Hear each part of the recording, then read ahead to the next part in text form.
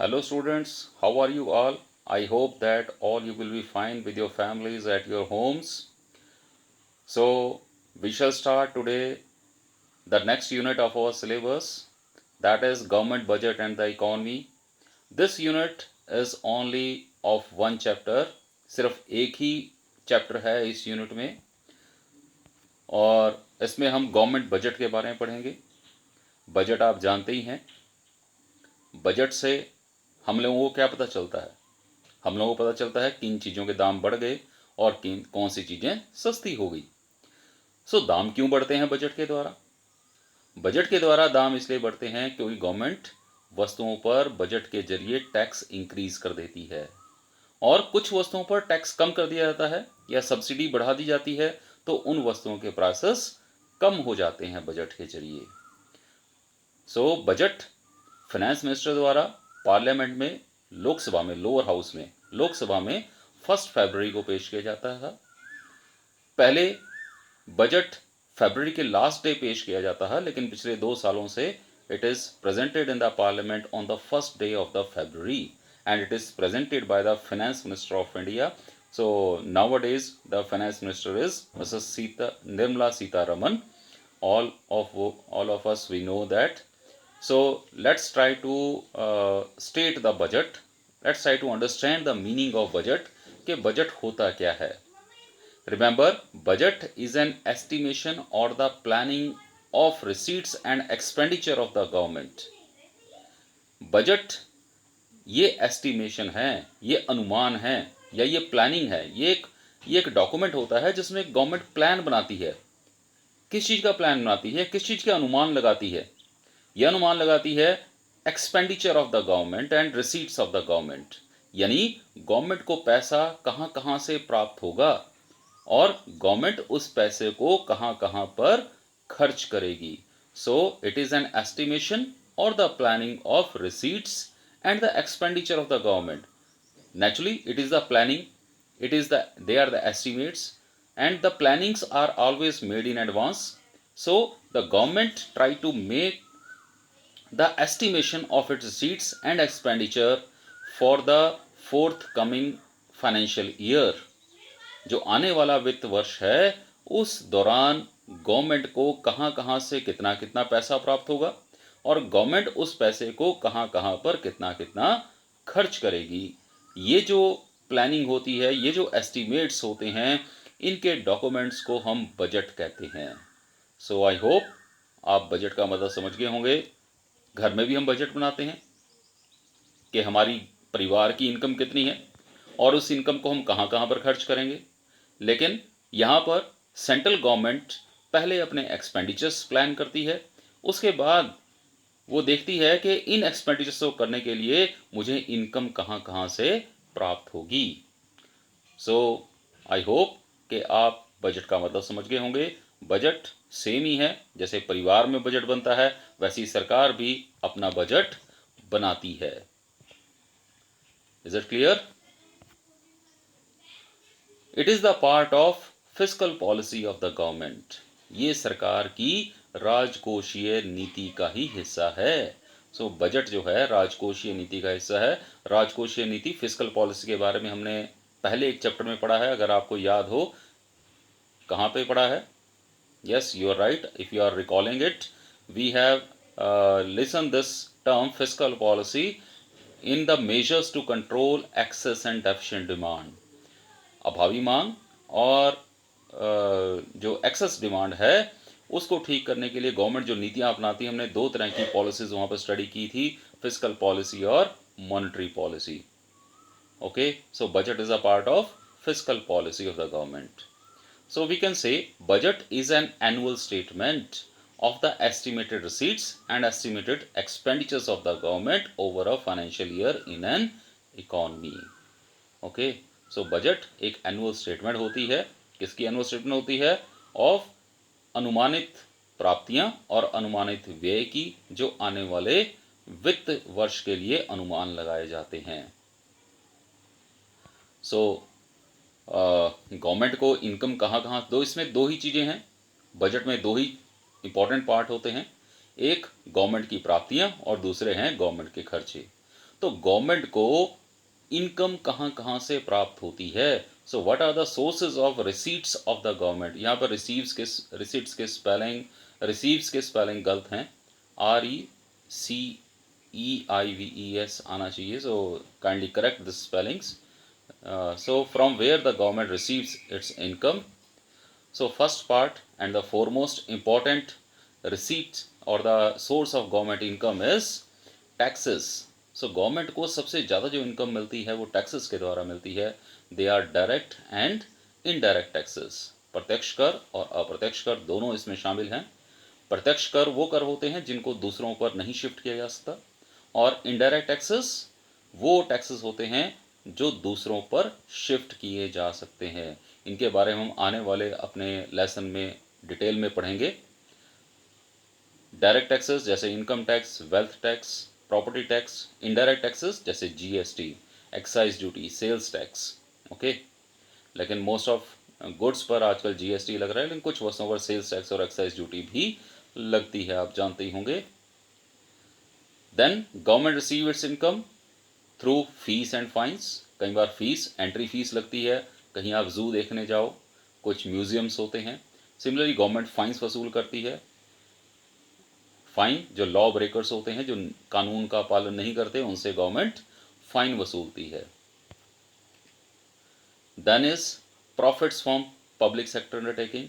इसके अलावा जो सार्वजनिक क्षेत्र के उद्यम हैं, सार्वजनिक क्षेत्र के उद्यम जैसे भारतीय rail, steel authority of India limited, Hindustan aeronauticals limited, Bharat heavy electricals limited, इनसे गवर्नमेंट को प्रॉफिट मिलते हैं, तो वो भी गवर्नमेंट की इनकम का ही पार्ट है. सिमिलरली पब्लिक डेट यानी लोगों से ऋण लेती है गवर्नमेंट. बोरोविंग्स फ्रॉम अब्रॉड, लेकिन अगर लोगों से ऋण लेना भी अगर पूरा ना पड़े सरकार के खर्चों के लिए, तो फिर वो विदेशों से ऋण लेती है. अगर तब भी गवर्नमेंट के खर्चे पूरे ना हो रहे हों, तो वो रिजर्व बैंक ऑफ इंडिया को कहती है कि आप नए नोट छापिए, जिसे भारत में डेफिसिट फाइनेंसिंग कहते हैं. सो it is so this way RBI lend money to the government through deficit financing. So government borrow money from the RBI by ordering it to print the new notes. In India, this term is known as deficit financing. Okay, so ये sources हैं कुछ, लेकिन इसके अलावा भी बहुत सारे दूसरे sources हैं, जैसे एस्चीट है, डिसइन्वेस्टमेंट है, वहाँ से भी गवर्नमेंट को इनकम रिसीव होती है. नाउ गवर्नमेंट इस इनकम को कहाँ कहाँ पर खर्च करती है? बहुत सारी चीज़ें आप जानते ही होंगे, तो इनको हम देखते हैं. So I have mention public welfare, public works, defence, subsidies, interest payment. तो हम इनको इन कुछ हेडिंग्स में हम इनको डिवाइड कर सकते हैं. Public welfare, so government public welfare करती है, जैसे हॉस्पिटल्स हैं, स्कूल्स हैं. ओके, देन पब्लिक वर्क्स जैसे construction of road, buildings, dams, bridges. तो इन सब को बनाने को हम कहते हैं पब्लिक वर्क्स. ये सब पब्लिक वर्क्स के अंतर्गत आते हैं. पब्लिक वर्क्स डिपार्टमेंट होता है गवर्नमेंट का, जो ये सब काम करता है. सिमिलरली गवर्नमेंट स्पेंड करती है डिफेंस के ऊपर, देश की सुरक्षा के ऊपर. उनके लिए गोला बारूद, गन्स, हथियार, डिफेंस एयरफोर्स के लिए हेलीकॉप्टर, नेवी के लिए या एयरफोर्स के लिए जो फाइटर जेट्स हैं वो खरीदे जाते हैं, जैसे अभी राफेल हम खरीद रहे हैं फ्रांस से. सिमिलरली सब्सिडीज़ गवर्नमेंट प्रदान करती है. सब्सिडीज़ जैसे आपको राशन कार्ड पे राशन मिलता है बाज़ार से कम कीमत पर, क्योंकि सब्सिडी गवर्नमेंट देती है. सिलेंडर मिलता है आपको, वो भी सब्सिडाइज रेट पर मिलता है.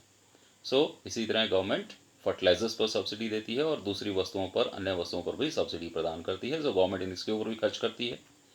इसके अलावा इंटरेस्ट पेमेंट्स, क्योंकि हम विदेशों से ऋण लेते हैं, सरकार अपने खर्चों के लिए विदेशों से ऋण लेती है, तो जब हम ऋण लेते हैं तो उसके ऊपर we have to pay the interest on the principal. So जो इंटरेस्ट पेमेंट्स हैं वो भी गवर्नमेंट के एक्सपेंडिचर का एक हिस्सा हैं. सो गवर्नमेंट अपना एक्सपेंडिचर इन डिफरेंट हेड्स के अंतर्गत करती है. पब्लिक वेलफेयर के लिए, पब्लिक वर्क्स के लिए, डिफेंस के लिए, सब्सिडीज़ के लिए और इंटरेस्ट पेमेंट के लिए. सो हमने देखा कि गवर्नमेंट कैसे, कहाँ कहाँ से गवर्नमेंट को इनकम होती है और कहाँ कहाँ पर गवर्नमेंट खर्च करती है.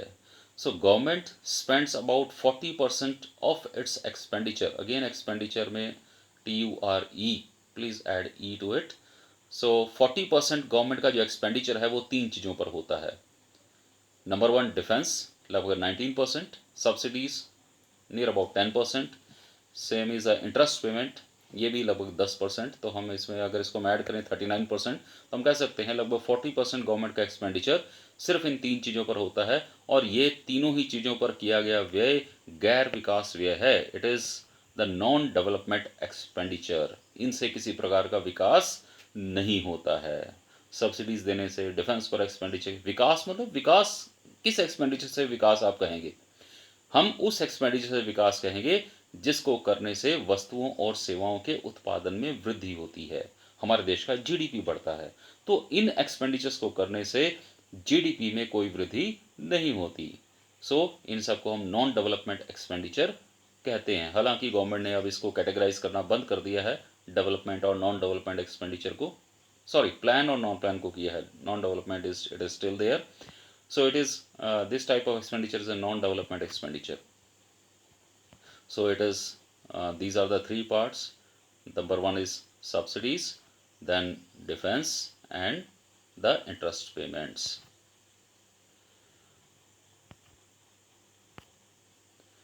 Now government budget हमने देख लिया है.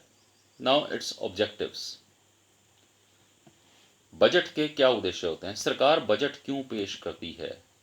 So here I have put some images here. You can see the GDP, PSUs, economic stability, then economic growth यहाँ पर लिखा हुआ है. जो rich people हैं they get more water from the picture, और जो economic growth का फ़ायदा कमज़ोर वर्गों को नहीं मिलता है. It means inequality of income is there. ठीक है, तो इन ऑब्जेक्टिव्स को हम एक एक करके हम पढ़ेंगे. तो बजट पेश करने के क्या क्या ऑब्जेक्टिव होते हैं? तो पहला ऑब्जेक्टिव है जीडीपी में वृद्धि करना. तो जीडीपी में जो वृद्धि होती है उसे हम आर्थिक समृद्धि दर कहते हैं. So first and foremost objective of the budget is to improve the economic growth rate. So economic growth rate is the first objective of the government budget. Economic growth means percentage increase in the GDP over a period of 1 year. एक साल में GDP में जितने percent की वृद्धि होती है उसे हम इकोनॉमिक ग्रोथ कहते हैं. तो जीडीपी का मतलब क्या है? जीडीपी का मतलब है वस्तुओं और सेवाओं के उत्पादन में वृद्धि करना. तो बजट के तहत वस्तुओं और सेवाओं के उत्पादन में किस प्रकार से वृद्धि होती है? So through budget government tries to increase the GDP of the economy by investing itself. So government खुद निवेश करती है. गवर्नमेंट की कुछ पब्लिक सेक्टर अंडरटेकिंग्स होती हैं जिनमें गवर्नमेंट खुद निवेश करती है. नेचुरली इन्वेस्टमेंट होगा तो वस्तुओं और सेवाओं का उत्पादन भी बढ़ेगा. Similarly it tries to create the environment so that the multinational companies can come to India. That is known as foreign direct investment. So government एक ऐसा इन्वायरमेंट क्रिएट करने की कोशिश करती है जिससे कि जो बहुराष्ट्रीय कंपनियां हैं वो भारत की तरफ अट्रैक्ट हों, जिसे हम प्रत्यक्ष विदेशी निवेश कहते हैं. Similarly government give tax holidays. Tax holidays government प्रदान करती है कि आपको 5 साल के लिए कोई टैक्स भरने की जरूरत नहीं है अगर आप एक पर्टिकुलर प्लेस पर अपनी जो प्रोडक्शन यूनिट्स हैं वो सेटअप करेंगे. सिमिलरली गवर्नमेंट डिफरेंट सब्सिडी देती है लैंड पर, रॉ मटेरियल पर, बिजली के रेट्स पर सब्सिडी प्रदान करती है इंडस्ट्रीज़ को, ताकि देश में वस्तुओं और सेवा का उत्पादन बढ़ सके. और वस्तुओं और सेवा का उत्पादन बढ़ेगा तो नेचुरली जीडीपी बढ़ेगा, और जीडीपी बढ़ेगा तो इकोनॉमिक ग्रोथ होगी. सो बजट के थ्रू ये सारे के सारे प्रोविजंस करती है government. So all these things are done through the budget. Okay, all these decisions are taken through the budget by the government. So through budget the government tries to bring the economic growth in the economy. Second objective is the reallocation of resources. Resources को reallocate करना, यानी country के पास resources limited होते हैं जबकि ज़रूरतें unlimited होती हैं. तो जो उन लिमिटेड रिसोर्सेज को ऐसी वस्तुओं से हटाना जो हमारे लिए आवश्यक नहीं है और दूसरी वस्तुओं पर लगाना जो हमारे लिए बहुत आवश्यक हैं.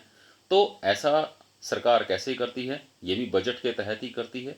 सो किस प्रकार से? मान लो गवर्नमेंट किसी वस्तु का प्रोडक्शन कम करना चाहती है, गवर्नमेंट नहीं चाहती कि देश के रिसोर्सेस उस वस्तु के उत्पादन में लगें। जैसे शराब का उत्पादन मान लो इकोनॉमी में कम करना चाहती है government. So what the government will do, government will impose heavy taxes on the production of liquor. तो गवर्नमेंट शराब के प्रोडक्शन पे बहुत ज़्यादा टैक्सेस लगा देगी। जब शराब की प्रोडक्शन में टैक्सेस लगेगी तो शराब महंगी होगी और उसकी डिमांड इकोनॉमी में कम हो जाएगी। जब डिमांड कम होगी तो नेचुरली उसकी प्रोडक्शन भी कम हो जाएगी। Is it clear? सो ये टैक्सेस इंपोज करना गवर्नमेंट बजट के थ्रू ही करती है। लेकिन अगर मान लो किसी चीज की प्रोडक्शन इकोनॉमी में बढ़ाना चाहती है गवर्नमेंट, तो गवर्नमेंट क्या करे? पिछली स्लाइड में हमने देखा कि गवर्नमेंट क्या करेगी। Government, it may give tax holidays, it may give concession, subsidies etcetera. So through budget government tries to reallocate the resources. So सरकार रिसोर्सेस को रीएलोकेट करने की कोशिश करती है। संसाधनों का पुनः वितरण इसकी हेडिंग है। तो संसाधनों को पुनः से वितरित करने की कोशिश सरकार के द्वारा की जाती है। जिन वस्तुओं का उत्पादन देश में कम करना होता है उनके ऊपर टैक्सेस लगा दिए जाते हैं, और जिन वस्तुओं का उत्पादन देश में बढ़ाना होता है उन पे सब्सिडीज, टैक्स हॉलीडेज, कंसेशंस ये सब प्रदान करते हैं। और ये सब चीजें बजट के थ्रू ही सरकार किया करती है। देन इज इकोनॉमिक स्टेबिलिटी, आर्थिक स्थिरता लाना। पिछले यूनिट में हमने पढ़ा आर्थिक स्थिरता क्या होती है। आर्थिक स्थिरता मतलब एग्रीगेट डिमांड को फुल एम्प्लॉयमेंट लेवल पर मेंटेन करके रखना या उसके आसपास मेंटेन करके रखना। ना ही एक्सेस डिमांड होनी चाहिए इकोनॉमी में, ना ही डेफिशिएंट डिमांड होनी चाहिए। तो वहां पर फिस्कल पॉलिसी क्या रहती है गवर्नमेंट की, आप जानते ही हैं, हमने पिछले जो क्लास है उसमें हमने पढ़ी। सो इकोनॉमिक स्टेबिलिटी, आर्थिक स्थिरता लाने के लिए government try to control the aggregate demand through it surplus and deficit fiscal policy is used. So to control the aggregate demand, या तो हम सरप्लस फिस्कल पॉलिसी का इस्तेमाल करती है गवर्नमेंट, या डेफिसिट फिस्कल पॉलिसी का इस्तेमाल करती है। सरप्लस फिस्कल पॉलिसी का मतलब क्या है कि ऐसी पॉलिसी जिसमें गवर्नमेंट की इनकम ज़्यादा हो और खर्चे कम हो, यानी टैक्सेस ज़्यादा हो, गवर्नमेंट का एक्सपेंडिचर कम हो। और डेफिसिट फिस्कल पॉलिसी का मतलब क्या है? डेफिसिट फिस्कल पॉलिसी का मतलब है कि जिसमें सरकार की इनकम कम हो और खर्चे ज़्यादा हों। तो in excess demand situation government adopt surplus budgetary policy. तो जब डिमांड एक्सेस होती है तो उस टाइम पर सरकार सरप्लस बजटरी पॉलिसी अडॉप्ट करती है, यानी government tries to impose heavy taxes on the people so that their extra purchasing power may curtail and aggregate demand may come down. जब एग्रीगेट डिमांड अतिरेक होती है यानी बहुत ज़्यादा होती है, फुल एम्प्लॉयमेंट लेवल से ज़्यादा होती है, तो गवर्नमेंट टैक्सेस इंपोज करने की कोशिश करती है। टैक्सेस इंपोज करने से गवर्नमेंट लोगों की परचेजिंग पावर कम हो जाती है और एग्रीगेट डिमांड भी कम हो जाती है। और इसका उल्टा यदि डेफिशिएंट डिमांड सिचुएशन हो इकोनॉमी में, तो उस टाइम पर डेफिसिट बजटरी पॉलिसी गवर्नमेंट पेश करती है, यानी टैक्स रेट्स कम कर दिए जाते हैं और एक्सपेंडिचर बढ़ा दिया जाता है इकोनॉमी में, क्योंकि एग्रीगेट डिमांड कम है तो गवर्नमेंट को एग्रीगेट डिमांड को बढ़ाना है।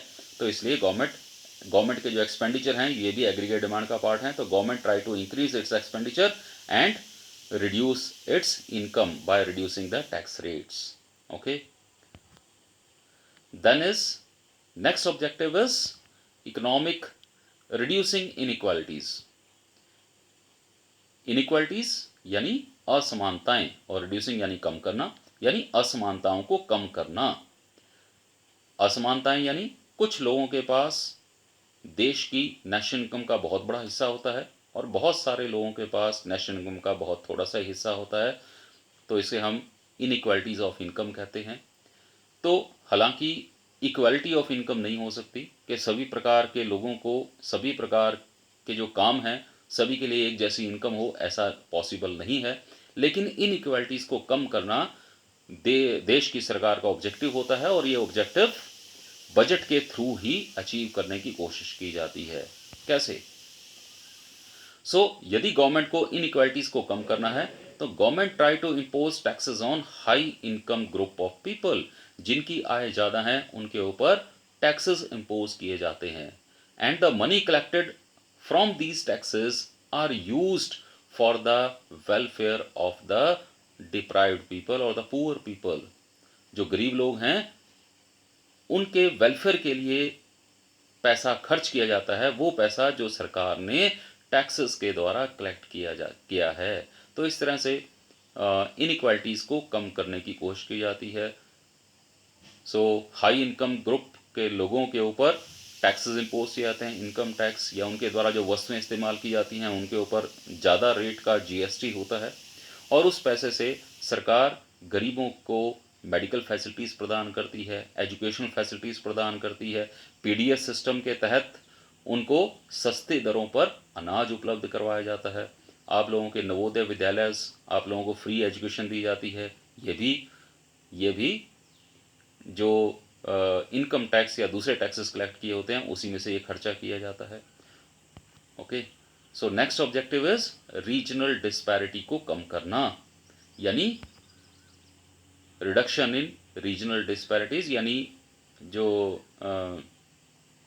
जो हमारे रीजनल कहेंगे हम, स्थानीय जो डिस्पैरिटीज़ हैं, यानी कुछ रीजन, कुछ क्षेत्रीय असमानताओं को कम करना। यस, क्षेत्रीय असमानताओं को कम करना इसका उद्देश्य है, यानी जो रीजनल बैलेंस है उसको मेंटेन करना, यानी सभी प्रकार के क्षेत्र, अर्थव्यवस्था के जो डिफरेंट क्षेत्र हैं, चाहे वो प्राथमिक, द्वितीय और तृतीय क्षेत्र हैं, चाहे ग्रामीण और शहरी क्षेत्र हैं, चाहे वो पंजाब, हरियाणा, बिहार, यूपी राज्यों के क्षेत्र हैं, तो ये सभी क्षेत्र इक्वली डेवलप हों, इसकी कोशिश बजट के थ्रू ही की जाती है। तो वो कैसे की जाती है? वो की जाती है कि जो एरियाज, जो रीजन्स इकोनॉमी में कम डेवलप हैं, द एरियाज और the regions which are least developed in the economy, which are backward in the economy, the government offer various concessions, various attraction uh, for these areas to attract the multinational companies, to attract the different industrial houses to come to those backward region and establish their companies or production units there, so that these regions may also develop.